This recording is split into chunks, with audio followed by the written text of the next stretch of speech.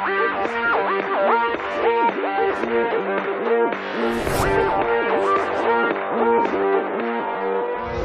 and welcome to Face to Face. I'm Kaveh Taqwi. The war in Syria has now lasted for 6 years. It will be entering its 7th year in 2018, unless a political solution is reached. The figures are staggering. One source, I Am Syria, reported that since the start of the war, over 480,000 killed, a little over 7,200 for the year 2017. The breakdown, a total of 5,381 civilians to have been killed from January 2017 to June of 2017. And this includes 1,159 children and 742 women. The narrative that has been fed, for the most part, there's a government headed by Bashar al-Assad in which his forces have been killing its own people. Well, there's no question that he is operating with gross disregard for the health and safety and welfare of his own people. He is killing his own people. But is that narrative accurate? Have the accounts been factual, or have they been revised or even altered so that countries involved in the war can reach their political goals? Even though the war is winding down, maybe on its last legs, answers are needed. Too many people have died. Can't let these deaths be forgotten. At least the search for the truth may reveal answers that could stop bloodshed in the future. And what about other conflicts in the world, like the war in Yemen or the crisis in the Korean Peninsula involving the DPRK or North Korea?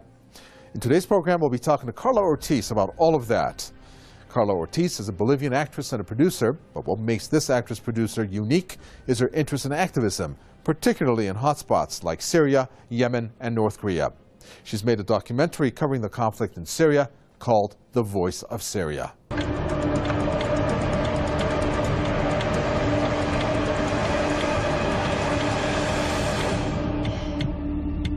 Es que yo veo a Siria como madre e hija. Me ha enseñado y me ha dado como madre y cómo ahora me necesita como hija. Syria is my life, my everything. Syria is my family, my mother, my sister.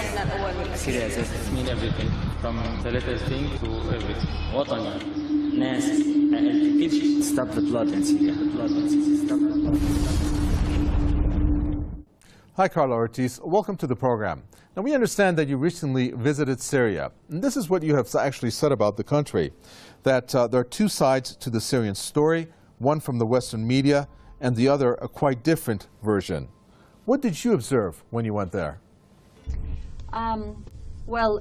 First, everything that I usually talk about is about the last year and a half that I have spent in Syria on and off while shooting my documentary.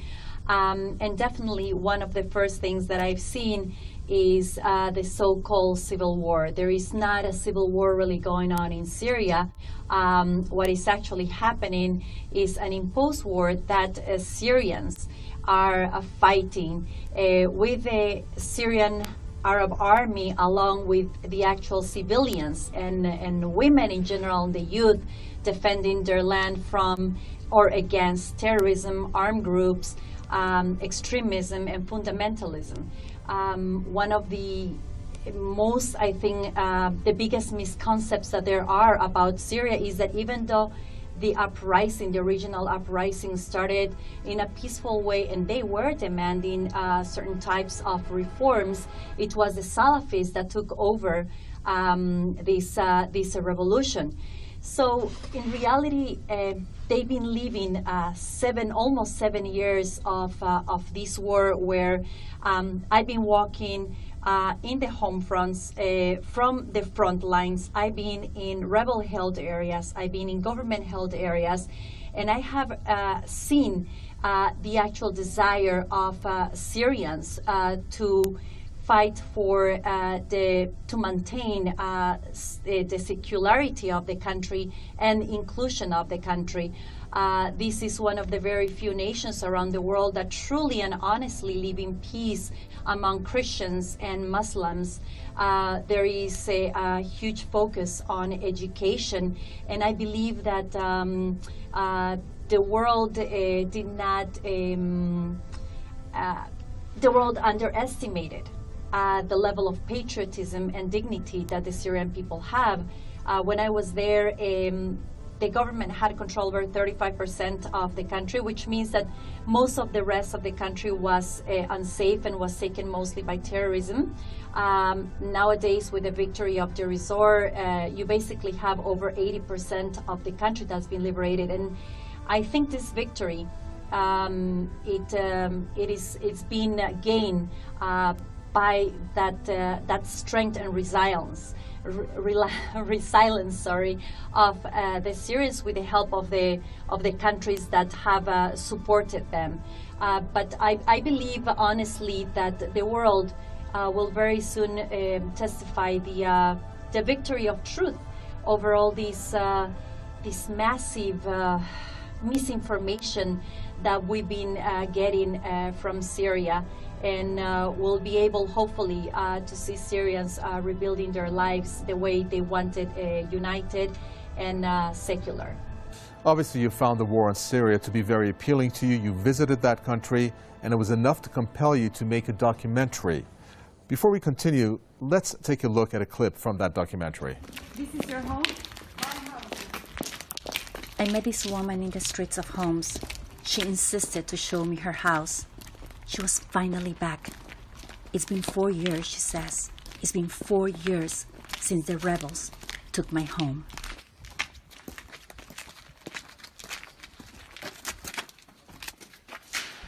She took me to the dining room. This is all they left behind, she said. A picture of the Last Supper. Then she walks me to the kitchen. This used to be all marble, she says. Getting to the top floor was probably the hardest thing to see.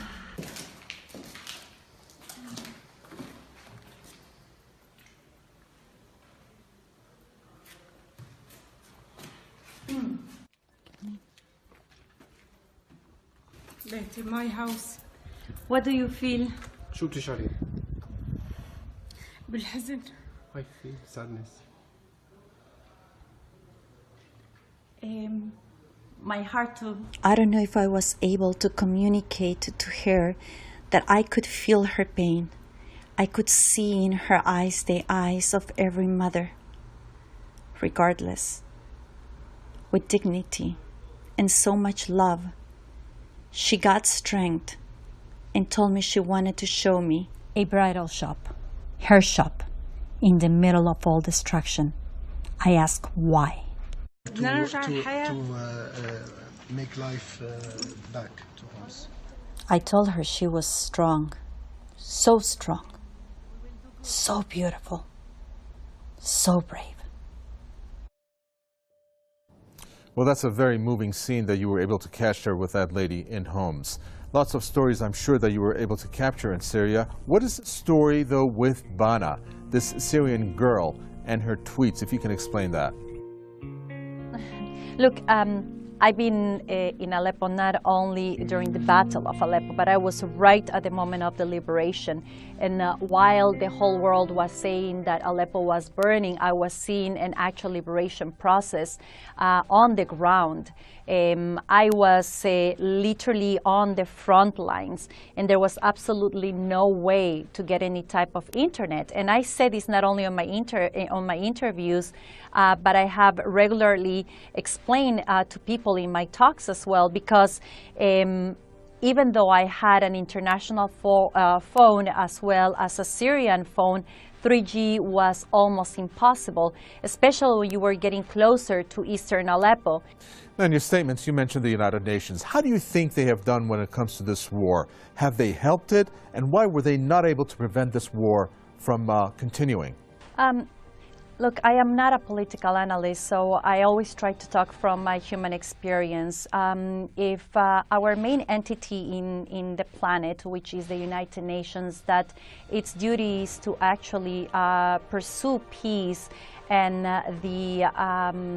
and keep human dignity and preservation of life, but if the big nations and the most powerful nations are the ones playing their most important role at the United Nations, and we know by their own mouth, because they've said it not only in their media but also in their official announcements, that they were supporting the moderate rebels. We today know that there were no moderate rebels, that they were all terrorists. So in reality, it's very not just controversial, but in a way almost Machiavellic when you think, where is really our information? How are we really leading as human beings? I'm going one step away from politics. How is it that we kept on feeding this war that killed 500,000 people in Syria, and we could not get to a solution, a diplomatic solution, when we are bringing people from the armed opposition to talk in the Geneva talks and to talk in the peace talks. Not only that, but also, you know, the sanctions that have been also imposed by the United Nations are only hurting the people of Syria. So in reality, is the powerful nations at the United Nations, it is the lack of maybe sometimes power that our Security Council has inside as people before being representatives of the policy of their countries, and then on top of everything, not understanding that these sanctions actually hurt the people. Just one super little example, when the big attack of Israel over Damascus happened, they put down one of the big towers of telecommunications. That deprived them of good internet for almost 2 years. And because of the sanctions, they needed to go into the sea to fix it. But because of the sanctions, they couldn't cross in the sea and fix it. Finally, they are able to put it together after 2 years, and there's another attack, and the tower is put down. So now it's absolutely impossible to fix it back again. So these sanctions, we need to understand that are only hurting the people of Syria. And these sanctions can only be fixed from the United Nations. That's very interesting. Well, maybe it's a good time to take a look again at a clip of your adventures there in Syria, and obviously how it shows you connected with Syrians. Syria حياتي. أنا بوليفيانية. I live in USA. Passport. How many years he was in the army? قد ايه قعدت بالجيش؟ 3 years. وين حالك؟ أنا متطوع بالجيش. عندي ولدين أثناء مهمة صوابت راحت إيدي ورجلي وبطني هون.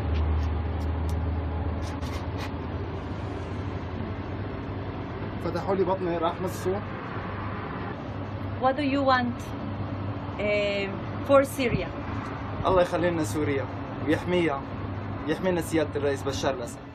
Let's change the mood a little bit. Your experience in Syria involved you walking around dead bodies, you smelling the flesh of these dead bodies. In terms of what has happened in that war, I need to tell you and ask your reaction when you hear about the massive U.S. arms that were sent to Syria. In one case, 300,000 pounds of military supplies were actually shipped, and the source of that is Jane's Information Group. Saudi Arabia has also been accused of arms shipment. Actually, a whole host of countries have been accused of this.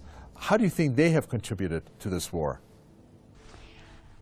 Look, this is a theme that I think is a subject that is extremely complicated and extremely painful, because my interests in Syria were absolutely of creating a bridge. I was trying to look for a bridge between that Syria that we don't know and the Western world. I was trying to understand the suffering of the women and the children in Syria. I was trying to document the actual everyday life of people when they are living in the midst of war. And what I ended up experiencing is what Syrians experience. I saw houses of friends being completely destroyed. I would receive asylum from a family that didn't even know me, that fed me with all their food, and come back after I would cross the front line And the child that was in my laps for 2 days was kidnapped. In another instance, this woman, her child got killed and her husband got beheaded in front of her.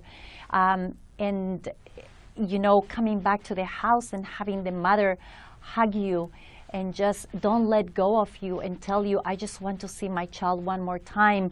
The experience of being present right minutes after a terrorist attack, to have to really smell, like what you said, the smell of burned skin, of death bodies, see little pieces of children as you walk, helping mothers find a piece of their child on the floor.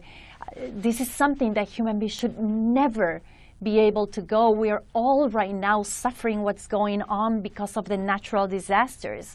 And these are not natural disasters. These are man-made disasters that could be stopped by us. But instead, we are sending weapons. We are aiming terrorists. We, with our taxes in the West, are infusing this war. We are clueless, and we are clueless about what's happening because we don't have this information. Dilana, I think it's how you pronounce her name, from Bulgaria, she just uncovered the planes that were privately hired diplomatically, so they will be exempt of any type of security or investigation and free, and they were just chartering weapons to Syria. And this, even though the CIA just stopped that billion program to arm Syrian rebels, which we know today are terrorists, are still going on. These private, flights are still happening. So who is responsible for all this? I mean, the actual president of the United States, when he was running for president, he had it all clear. He said, we don't know who these rebels are. We don't know who we are arming. We need to stop this. But how is it really happening? Who is really behind all this?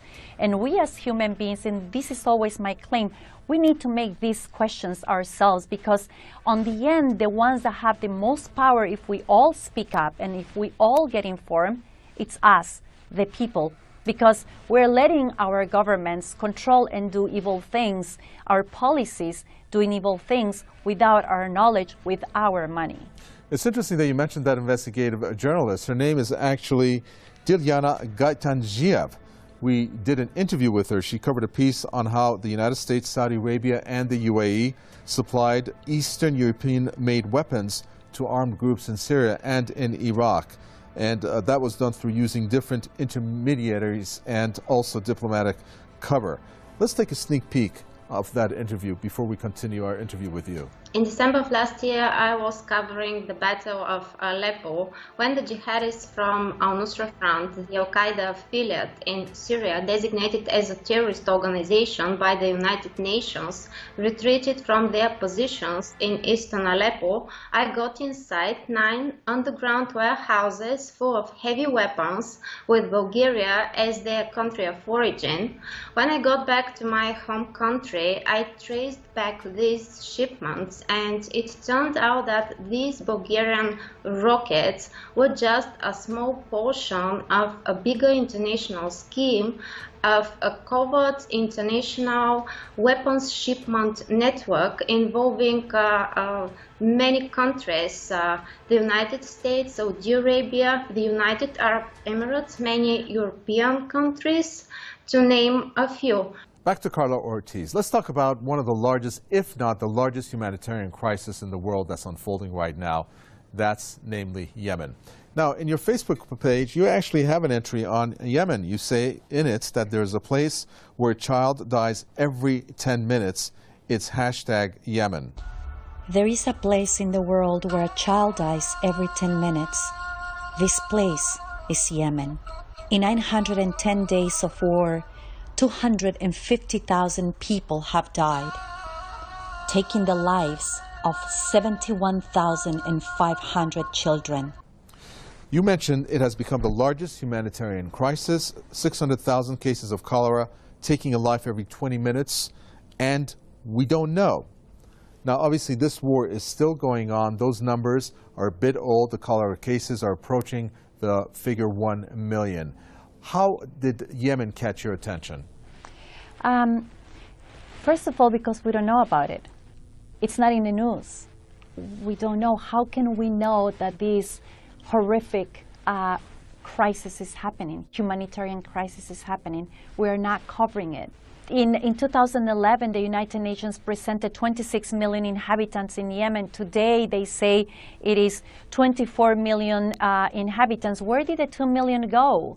So how is it that there were only 5,000 people dead and only 10,000 injured when the United Nations also have announced that there's a child dying every 10 minutes? If you do the math, this is over 600,000 people that have died already. Those are some very interesting numbers that you say about Yemen. But let's move to another place that you have visited, namely North Korea. And some of the places you visited there obviously took you to quite an adventure. That's a place that's unknown to many. This particular clip shows just how the country is misunderstood. Let's take a look.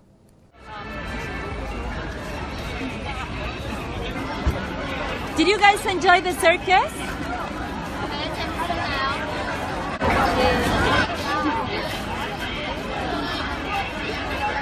Did you get scared at some point? The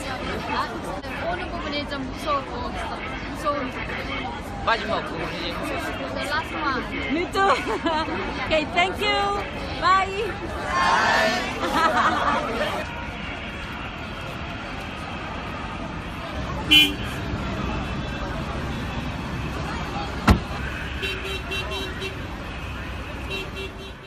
Well, that's quite interesting, the way that these North Koreans are enjoying themselves there.